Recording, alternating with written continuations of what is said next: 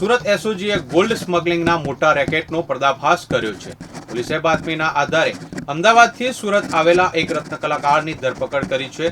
તેની પાસેથી 239.5 ગ્રામ સોનાનો પાવડર કબજે કર્યો છે.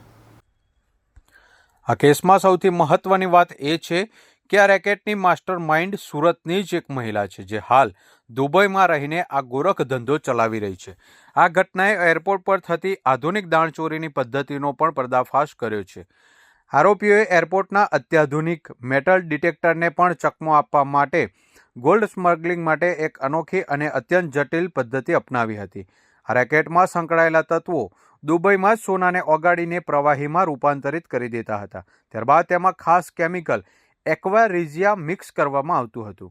ત્યારબાદ સોનાના પ્રવાહીને ટ્રાવેલ બેગની બહારની બાજુએ આવેલા રેક્ઝિન અને રબરની શીટ વચ્ચે સ્પ્રે કરી એક નવું લેયર બનાવવામાં આવતું હતું. આ કેમિકલના કારણે મેટલ ડિટેક્ટર પણ ગોલ્ડ ડિટેક્ટ કરી શકતું નથી, જેને કારણે કસ્ટમ અને ઇમિગ્રેશન વિભાગના ચેકિંગ દરમિયાન પણ તે સરળતાથી પસાર થઈ જતા હતા. આરોપીઓ દુબઈથી આ રીતે તૈયાર કરેલી બેગ લઈને અમદાવાદ પર ઉતર્યા અને ત્યાંથી રેલવે મારફતે સોનાની ડિલિવરી આપવા સુરત આવી રહ્યા હતા. પરંતુ સુરત એસઓજીના પીઆઈ એપી ચૌધરીને મળેલી સચોટ બાતમીના આધારે રેલવે સ્ટેશન સામે રૂપા રેસ્ટોરન્ટની નજીક વોચ ગોઠવી દુબઈથી ગોલ્ડ સ્મગલિંગ કરીને આવેલા આરોપી ભાવિક કતારિયાને ઝડપી પાડ્યો હતો, જે રત્ન કલાકાર છે.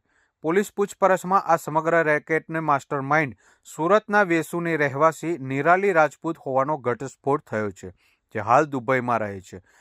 ડીસીપી રાજદીપસિંહ નકુમે જણાવ્યું હતું કે નિરાલી દુબઈથી આ રેકેટ ચલાવે છે અને ભાવિક અને અક્રમ જેવા યુવકોને કેરિયર તરીકે ઉપયોગ કરતી હતી. આ રત્ન કલાકાર ભાવિક પૈસાની લાલચમાં ગોલ્ડ સ્મગલિંગમાં કેરિયર બની ગયો હતો. દરેક ટ્રીપ માટે તેને ₹15,000થી ₹20,000નું કમિશન મળતું હતું. ડીસીપી નકુમે વધુમાં જણાવ્યું હતું કે આ રેકેટમાં માતબર કમાણી થતી હતી. જો આરોપીઓ ₹1 કરોડ ગોલ્ડનું સ્મગલિંગ સફળતાપૂર્વક કરે તો તેમને અંદાજે 15 લાખનો ફાયદો થતો હતો. પોલીસ તપાસમાં એ પણ જાણવા મળ્યું છે કે ભાવિક કતારિયા અગાઉ પણ 3 વખત દુબઈથી આ જ રીતે ગોલ્ડ સ્મગલિંગ કરી ચૂક્યો છે, જેના માટે તે ખૂબ જ સાવધાનીપૂર્વક કામ કરતો હતો.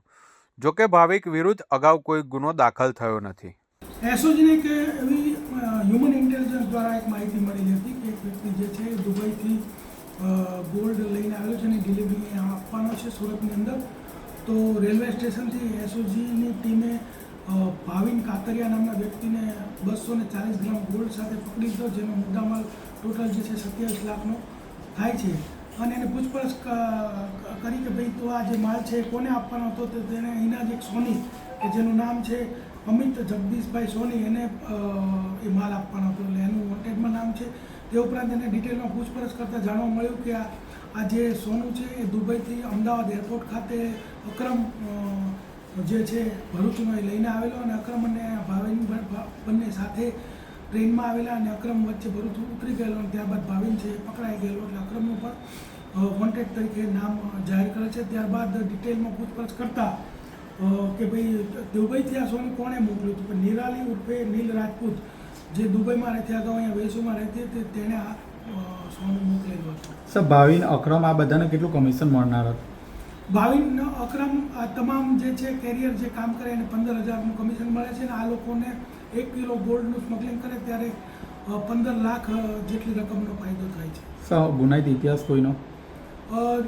અગાઉના ગુનાઓ જોતા અમિત જગદીશભાઈ સોની એના વિરુદ્ધમાં કોઈ ચીટિંગનો કે એવો ગુનો દાખલ થયો છે, જ્યારે ભાવિન કાતરિયા છે એના વિરુદ્ધ કોઈ ગુનો દાખલ થયો નથી.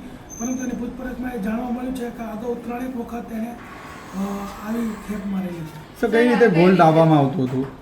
ગોલ્ડ જે છે એને લિક્વિડ સ્વરૂપમાં ફેરવી અને એક્વા રિઝિયા જે છે કેમિકલ એના ઉપર લગાડીને એને લિક્વિડ સ્વરૂપમાં કરી અને બેગની વચ્ચેનું એક લેયર ઊભું કરીને એને અંદર પાથરી અને આ રીતે લાવવામાં અગાઉ પણ એસઓજી આવો કેસ કરેલ છે. સર, એ ડિટેક્ટ થવું મુશ્કેલ હોય છે? હા, જ્યારે આ લિક્વિડ સ્વરૂપે ગોલ્ડ કરીને એક્વા રિઝિયા મટીરિયલ એના ઉપર ચડાવી દેવામાં આવે તો નોર્મલી જે ડિટેક્ટ કરવામાં તકલીફ પડતી હોય છે એનો લાભ લઈને આ લોકો આવી જતા હોય છે. જો સર આ કેમિકલ વાપરવામાં આવે તો કેટલા ટકા ડિટેક્ટ કરવામાં પ્રોબ્લેમ થઈ છે? કેમિકલ વાપરવામાં આવે તો ડિટેક્ટ કરવું ખૂબ અઘરું પડે છે. મેટલ ડિટેક્ટરથી નોર્મલી ડિટેક્ટ થતું નથી, પરંતુ હ્યુમન ઇન્ટેલિજન્સથી અને અન્ય ઇન્ફોર્મેશનથી એને પકડી શકાય છે. આરોપી કઈ રીતના આગળ નોકરી કે શું કરતો હતો? આરોપી જે ભાવિન કાતરિયા પકડાયો છે તે વ્યક્તિ ધોરણ 12 ભણેલો છે અને એ પોતે રત્ન કલાકાર છે અને આ રીતે એ મહુવા ભાવનગરનો વતની છે. સર મેઇન જે માસ્ટર માઇન્ડ કોણ છે?